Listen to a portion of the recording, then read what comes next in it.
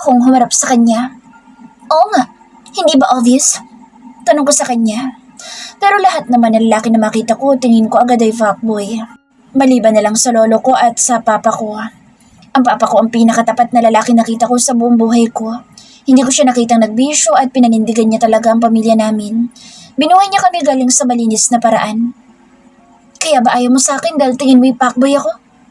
Tanong niya sa akin na sobrang seryoso. Sumasad boy ba siya ngayon? Akala naman niya magugustuhan ko siya. Oo, bakit? Mataray na tanong ko sa kanya at itinaas ang dalawang braso ko sa harapan ng dibdib ko, saka ito pinag-cruise. Pero lahat naman ng lalaki hindi ko gusto. Ano ba kasi ibibigay sa akin ng mga lalaki? Sakit ng ulo lang yata tulad ng mamang pulis na ito. Gusto mo bang patunayan ko pa sa iyo na hindi ako fuckboy? Pumantay ang labi ko at umiling sa kanya. Ilang beses ko na yung narinig sa napakaraming lalaki na sumubok na guluhin ang buhay ko pero walang nagtagumpay. Maraming lalaki na ako napatumba na nangungulit sa akin at siya na ang isusunod ko kapag nakuha ko ang pera ko. Bakit ayaw mong patunayan ko sa'yo, ha? Takot ka bang mahulog sa akin? Ang lakas talaga ng apog niya. Grabe ang pagiging makapal na mukha niya. Kinakareer na niya talaga. Akala ko ba'y pulis ang kareer niya eh. Bakit ang kapal na ng mukha niya? Mahulog saan? Mahulog sa katulad mong mamang pulis? Sa mamang pulis na sobrang epal sa buhay ko? Na feeling entitled para makasawsaw sa buhay ko? Napaupo ako sa silya habang sa kanya pa rin ako nakaharap na nakasandal sa lababo. Magtrabaho ka na nga lang sa sala mo para naman may pasweldo ka sa akin sa katapusan. Saad ko sa kanya. Baka mamaya sa kakako niya dyan mawalan siya ng sweldo at mawalan pati ako. Baka makutongan ko talaga ang pulis na ito at baka mabasag ko pang pinakaiingatan niya. Kahit naman hindi ako magtrabaho, may pera akong ipapasweldo sa'yo. Anya, mabuti naman kung ganoon dahil kapag ako na-scam niya, nanakawin ko talaga ang aso niya at ang iba pang bagay na pwedeng manakaw dito sa bahay niya. Tapos, ibebenta ko online. Pero sa totoo lang, ayoko munang matapos ang buwan na to. Sambit niya. At bakit naman ha? Natatakot ka bang walang maipasweldo sa akin ha? Kakasabi mo lang sa akin na may pera ka naman. Naku Adriel, baka masapak talaga kita ngayon pa lang. Inisang hakbang niya ako at sa isang iglap nakadikit na ang noo niya sa noo ko na nakapagpatameme sa akin. Sinamaan ko siya ng tingin dahil hindi ako makagalaw. Pakiramdam ko na nanigas ako na parang isang yelo. Bakit sobrang ganda mo sa tuwing nagagalit ka? Sa sobrang ganda mo, baka seryosohin ko na talaga at pakasalan kita. Lumayo ka sa akin Adriel. Madiing sambit ko sa kanya. Nainis ako dahil bakit ako biglang kinabahan. Tama bang sabihin na kinakabahan ako sa sobrang bilis ng kabog ng dibdib ko ngayon? Tumaas ang sulok ng labi niya. Bakit hindi mo ko itulak? Kayang-kaya mo ko itulak, di ba? Pero bakit ba hindi ako makakilos bigla? Bakit parang nanigas ang katawan ko? Mahina ka na ba? Mabilis ko siyang tinulak nang banggitin niya ang salitang mahina. Tanga ka ba? Sa tingin mo mahina na agad ako ha? Asik ko sa kanya. Huwag niya akong inisin lalo na at nasa kusina pa naman kami ngayon. Baka mamaya bigla ko nalang pulutin ng kutsilyo at saksakin ko siya. Pwede bang sabihin mo na lang sa akin kung may ipapasweldo ka sa akin? Asik ko pa. May pasabi-sabi pa siya na ayaw niyang matapos ang buwan na ito. Baka gusto niyang siya ang unang matapos bago ang buwan ng August. May pasasweldo naman ako sa'yo. Ayoko lang talaga na matapos ang buwan agad-agad. Anya at napahawak pa sa baba niya. Mabuti naman at nagkakaintindihan kami. Kasi kung wala talaga siya ipasasweldo sa akin, bakit pa ako nagsasayang ng araw dito na sana'y kumikita ako sa pagiging online seller ko? Alam mo ba kung bakit ayoko matapos ang buwan? Tanong niya sa akin. Wala akong pakas sa dahilan mo. Sambit ko at tumayo na sa silya na inuupan ko. Kinuha ko si Shotty sa ibabaw ng lamesa na tahimik pa rin at kanina pa kami pinapanood. Itong si Shotty parang bata na nanonood lang ng cartoons. Tara na, Shotty.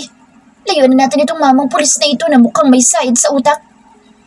Naglakad ako papunta sa pintuan ng kusina pero bago pa ako makalapit sa pinto, ay bigla na lang ito nagsara. Napalingon agad ako kay Adriel na may hawak na maliit na remote sa kanang kamay niya. Ano ba Adriel? Lalabas kami! Nakakasuffocate naman kasi dito sa loob ng kusina lalo na't nasa paligid ko lang siya. Gusto ko muna na marinig mo sasabihin ko. Sinabi ko naman sa'yo, di ba? Wala akong pake kung bakit ayaw mo pang matapos ang buwan na ito. Madiing sambit ko. Wala namang halaga sa akin ang sasabihin niya.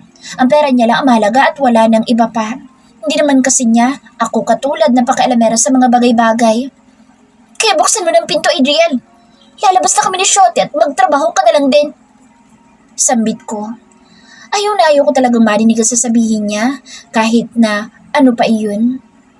Pero gusto kong marinig mo muna ito. Na ayoko matapos ang buwan dahil alam kong matatapos na rin ang araw na makikita kita. Cindy, at ayoko matapos iyon. Alis na ako. Bantayan mo maigi si Shotty, Adriel. Kahit na medyo maayos pa siya, sigurado ako na may masakit pa rin. Tumayo ako mula sa pagkakaupo sa sofa at dahan-dahan na inilapag sa ibabaw ng sofa si Shotty.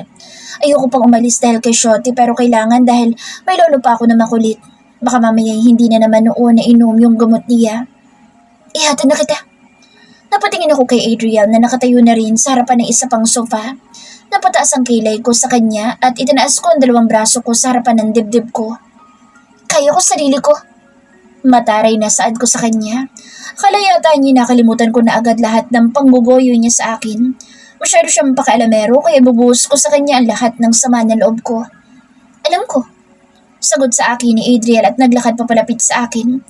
Pero gusto ko lang naman ihatid ang mama ni Shotty para makasigurado na ligtas ako na makakauwi ka. Hindi ka talaga titigil dyan? Inis na tanong ko sa kanya. Wala talagang problema sa akin na maging mama ni Shotty pero ang problema ko ay kung bakit siya pa ang papa nito at isipin niya na akong asawa niya. Ano ba ako sa kanya? Kalaro sa bahay-bahayan?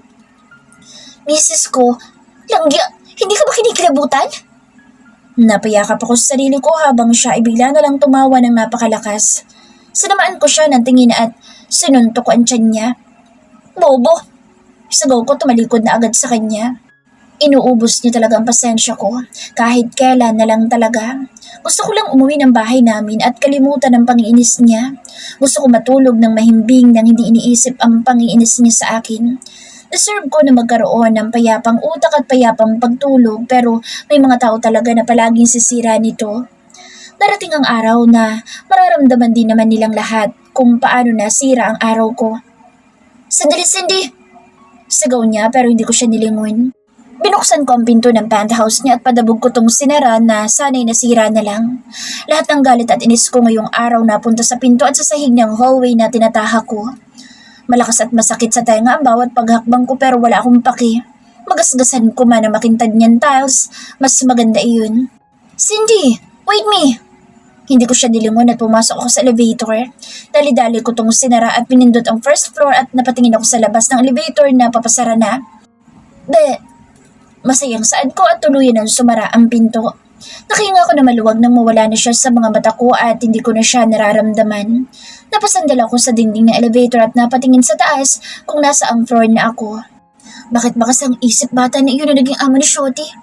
Paano naging matinik na pulis si Adriel kung may pagkaisip sanggol naman pala siya? Napahikab ako dahil ramdam na ramdam ko ng antok. Nakakamiss din ang buhay ko noon na magpo-post ng mga binibenta ko sa umaga sa lahat ng social media. Matutulog sa tanghali at kukuha naman ng orders sa hapon. Simula na magtrabaho ko kay Adriel, hindi na ako nagkaroon ng pagkakataon na makatulog ng matagal. At mas lalong hindi na ako nakakapagpahinga na maayos. Huling pahinga ko pa yata ng maayos ay yung nasa loob ako ng tiyan ng mama ko. Kung hindi lang talaga dahil sa 50,000 eh.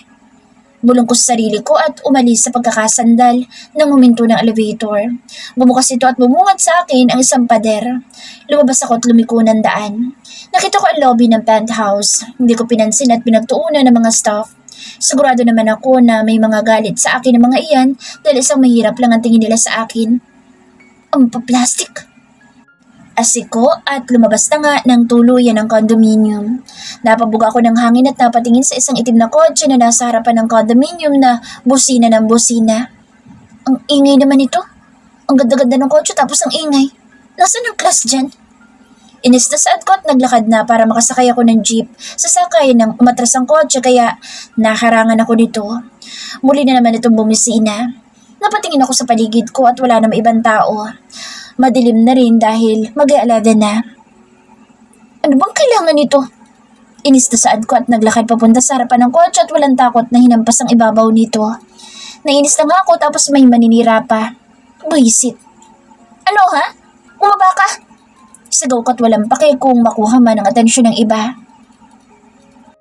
Bumukas naman ang pinto ng kotseng itim na hindi ko naman alam kung sino ba ang tao.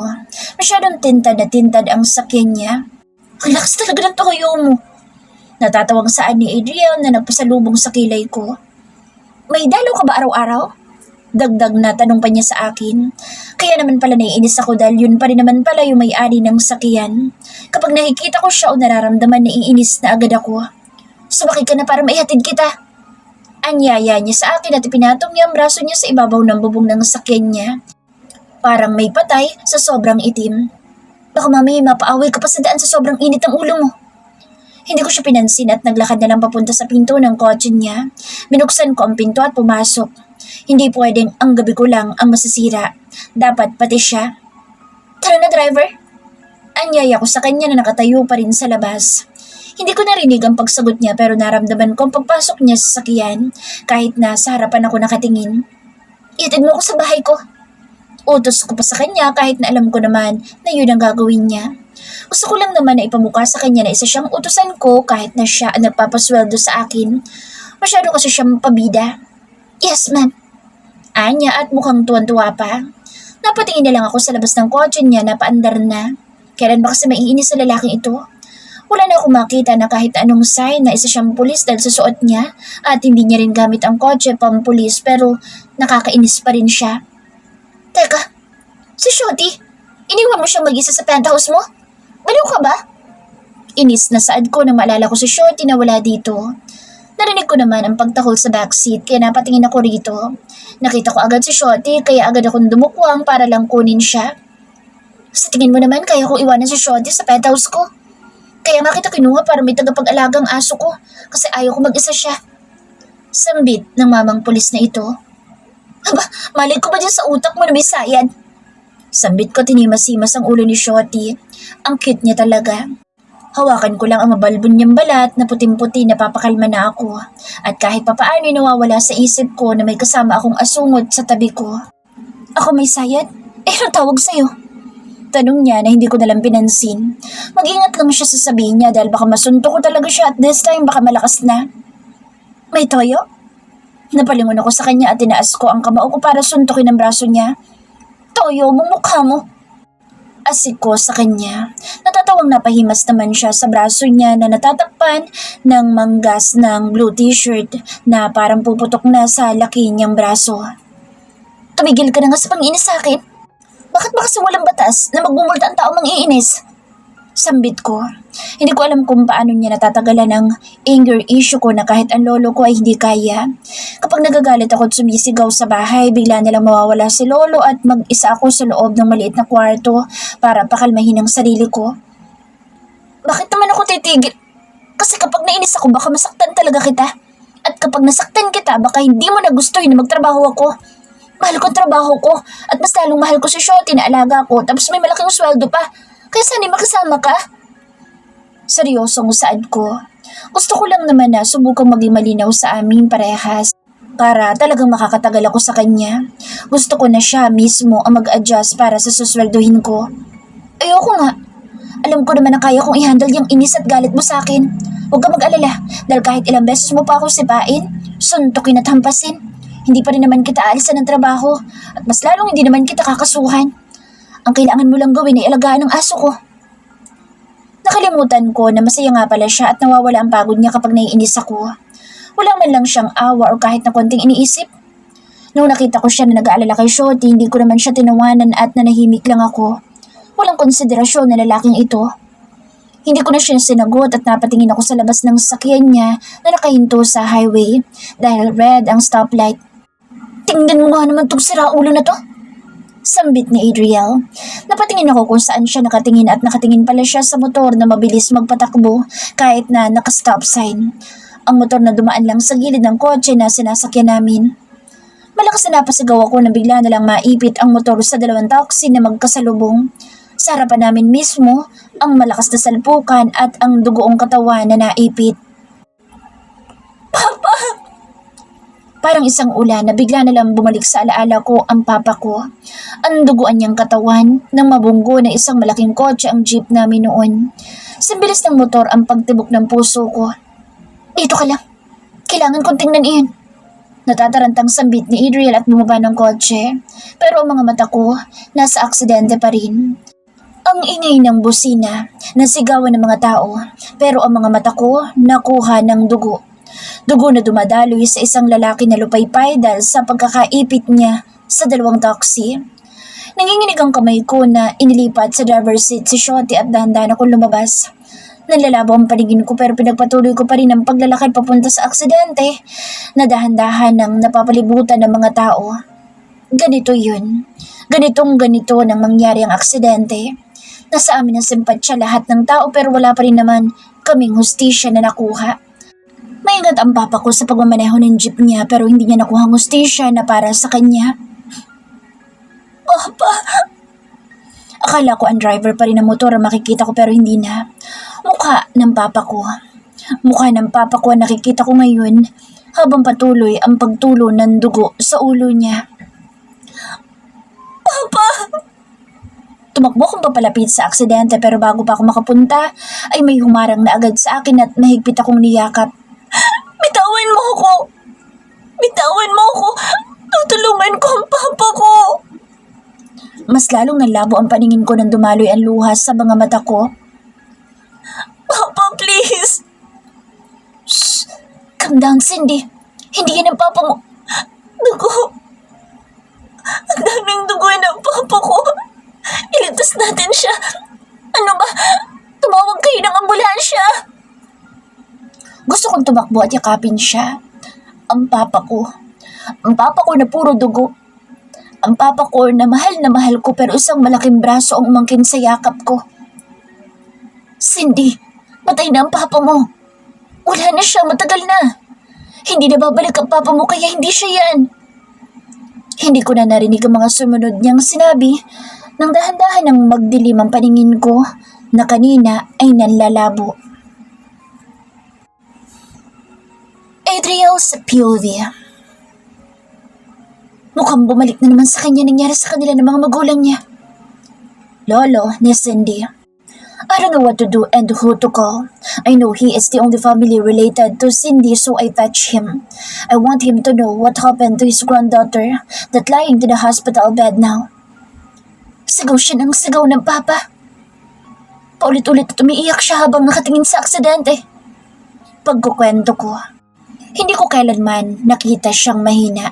Ang Cindy na nakilala ko'y matapang pa sa mga pulis na kilala ko. Takot na takot siya habang nasa bisig ko siya kanina. Ang takot na ngayon ko lang nakita.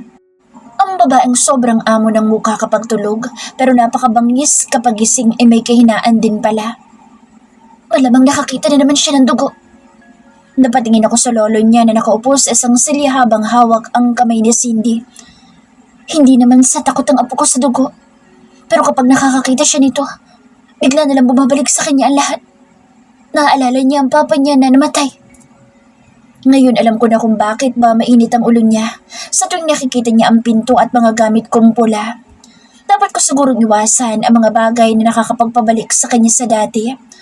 Mas gusto ko ang Cindy ko na naiinis at matapang kaysa ang mahina. How can she be a strong woman like that if something bothering her?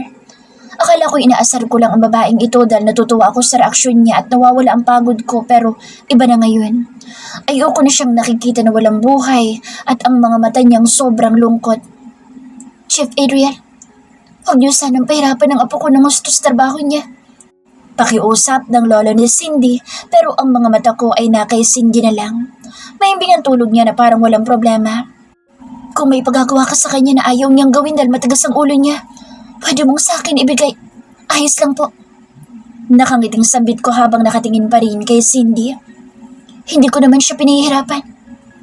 At sa tingin ko dapat ko na rin munang bawasan ang pang-aasar ko sa kanya sa mga nalaman niya. Salamat naman kung ganoon dahil sa totoo lang. Si Cindy ang tipo ng babae na sobrang tapang. Pero hindi alam na lahat kung ano talaga ang lungkot sa loob niya na araw-araw niyang dinadala hanggang ngayon. Kahit 10 taon na ang lumipas. Pero kahit na alam ko mahina siyang babae, Kahit minsan hindi ko sinabi sa kanya iyon dahil alam kong ayaw niyang marinig sa ibang tao na mahina siya, kaya sana, Chief, gawin mong mas matapang ang apo ko. Lahat ng sinabi niya ang ikinagulat ko. Ano ba talaga nangyari at hirap na hirap siyang kalimutan na nangyari noon. I saw my mom to her. My mom that still can't get over to the death of my dad. Sa tingin ko, magkakasundo sila ng mami ko. Parehas kasi silang nagmamatapang kahit na mahirap naman talaga. Mataas din ang pride ng mommy ko na para bang mas pipiliin niya ng mamatay kaysa bumaba ang pride niya.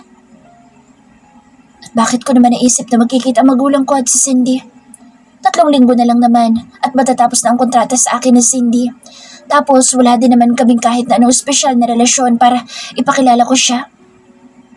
Mabuti na lang may tao na nakakatagal sa apo ko. Napatingin ako sa lolo niya. Sa tingin ko naman matatagalan mo ang apo ko dahil mag-iisang linggo na. Pero sa'yo pa rin siya nagtatrabaho. Walang nakatatagal sa kanya. Nagtatakang tanong ko. Sa totoo lang, walang kahit na sino nagtatagal sa apo ko. Ayaw niya sa mga babae na nakikipagkaibigan sa kanya. Ayaw niya sa mga lalaking ginugulo siya na gusto lang naman maligaw at mas lalong hindi niya kaya nagtatrabaho sa iba. Kaya mas gusto niya na nagtitinda. Kaya nga nagulat ako na tinanggap niya ang alok mo. Napayuko ako at palihim na napangiti. Ako pala ang una at huli niyang magiging amo kung ganoon. Nakarinig ako ng pagkatok sa pinto kaya umayos agad ako ng tayo at naupo sa gilid ng malaking kama. Excuse me. Nagsalubong agad ang kilay ko nang makita na si Danworth, ang doktor ng Cindy ko. Ang dami-daming doktor pero ang mismong may-ari pa ng ospital. Kailangan ko lang ibigay ang gamot. Bakit ikaw ang gumagawa niyan? Wala ka na bang nurse sa ospital mo? Inis na tanong ko. Nainis ako dahil alam ko naman na tinitingnan niya lang si Cindy. Akin na si Cindy kaya umanap siya ng kanya. Eh ikaw, bakit nandito ka pa? May kriminal ba sa ospital ko para may pulis na umarigit? Bawi sa akin ang gagong ito. Sa lahat ng kaibigan ko, sa kanya ako pinaka naiinis. Magaling magpanggap ang gagong ito at baka magulat na lang ako'y nagugustuhan na pala niya si Cindy. Bakit ba nagkakaganito ako? Bakit naman todo ang angkin ako sa babaeng Amazona na ito? Manahimik ka na lang. Ano bang gamot niya? Tanong ko.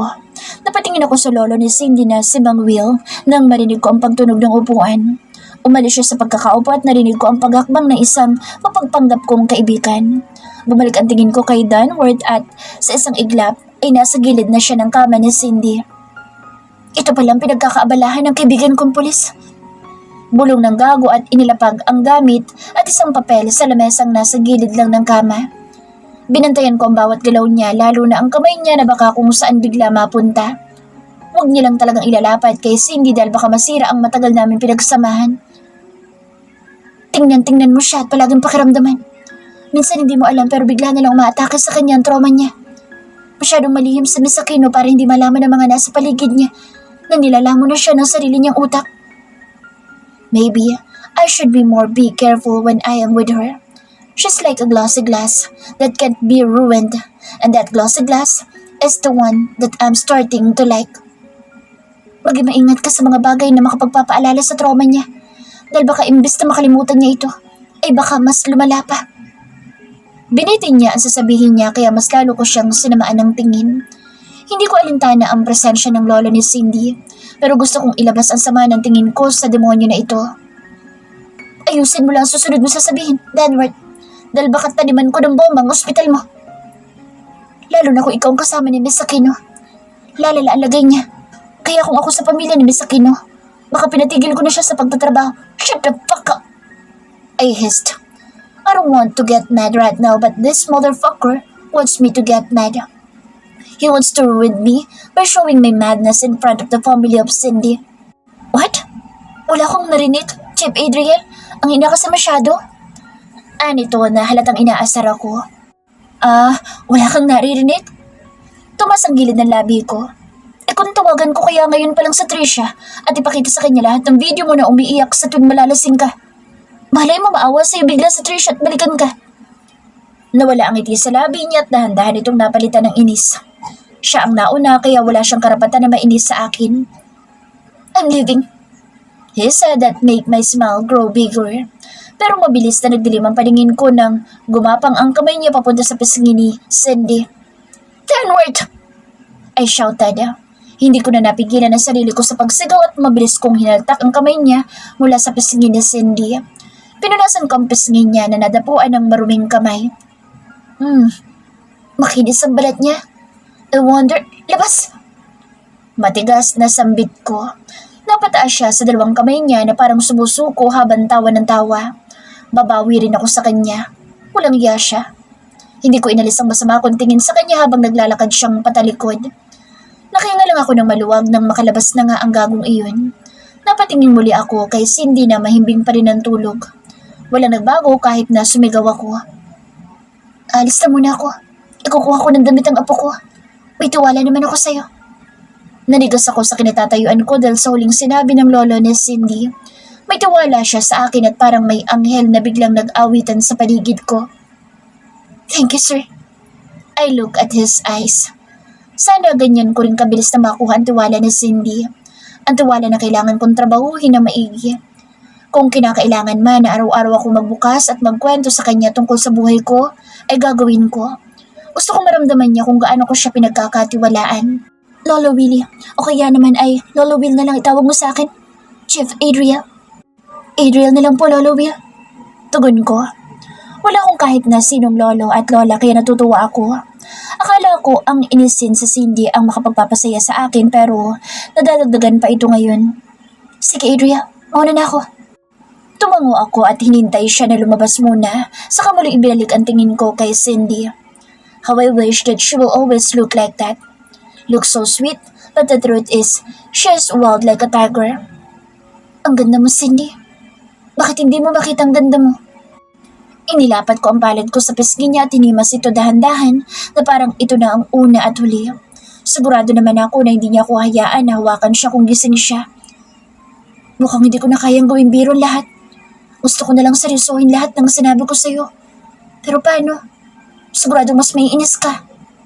Natatawang saad ko. Kapag talaga naaalala ko ang itsura ni Cindy, kung paano mainis, natutuwa ako. Mahulog ka na lang sana sa akin. Pero mukhang isang malaking imposible yun. Si Cindy na inis sa akin kapag tinatawanan ko mukha niyang galit ay mahulog sa akin. Imposible. Kahit ako, hindi ko makita ang babaeng Amazona na ito na nagkakagusto sa akin. Hindi ko nakikita si Cindy bilang isang babae na nagmamakaawa sa atensyon ko. Katulad ng ibang babae. Gusto ko yun. Gusto ko makita siya na kunin at gawin ang lahat para lang sa atensyon ko. Pero mukhang imposible. Kahit hindi niya rin kunin ang atensyon ko o kahit wala siyang ginagawa, napapansin ko siya. I don't like wild girls. But if you... Sure, I will make you mine. Huwag nga lang lalalim itong nararamdaman ko dahil kapag lumalim ito, baka hindi ko na siya hayaan na lumayo sa akin.